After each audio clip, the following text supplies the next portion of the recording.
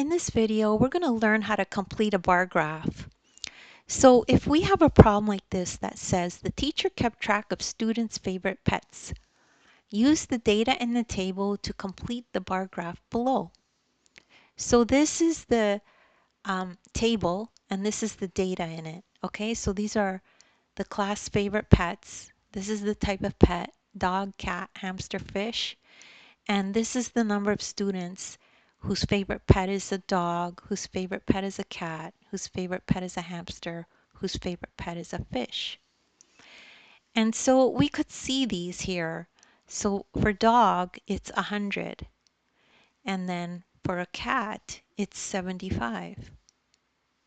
See the bar? And then for a hamster, it's 50. So we need to plot the fish now.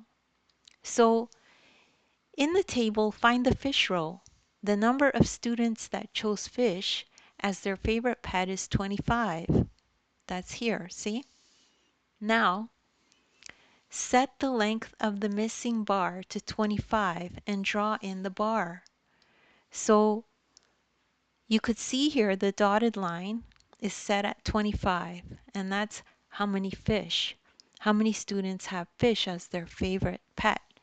So now we can just draw in the bar. And that's it. And that's how you complete the bar graph. And it's that simple. And don't worry if you don't understand this right away. You're probably just one explanation away from getting it. You could just rewatch the video. You could also watch other videos of mine that are similar to this, and you'll find those in the description. And also you could download the ebook.